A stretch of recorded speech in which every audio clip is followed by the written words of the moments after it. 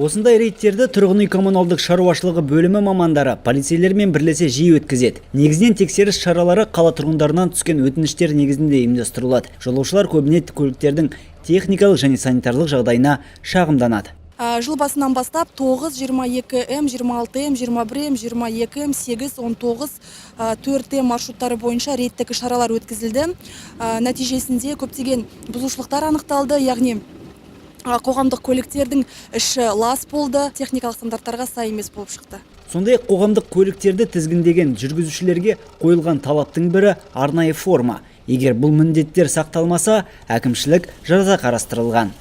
Согласно статьи 590. Әкімшілік кодекстің 590 бабына сәйкес, егер көлікте ақаулар болса, бағытта жүрген жүргізуші жауапқа тартылады. Ол дегеніміз темір тұлпарды тізгіндеген азаматқа 5 айлық есептік көрсеткіш көлемінде айыппұл салынады, 13 мың теңге. Рейд барысында нөмірі 14 бағыттың 10 автобусы тексерілді. 4-еуіне қатысты әкімшілік хаттама толтырылды.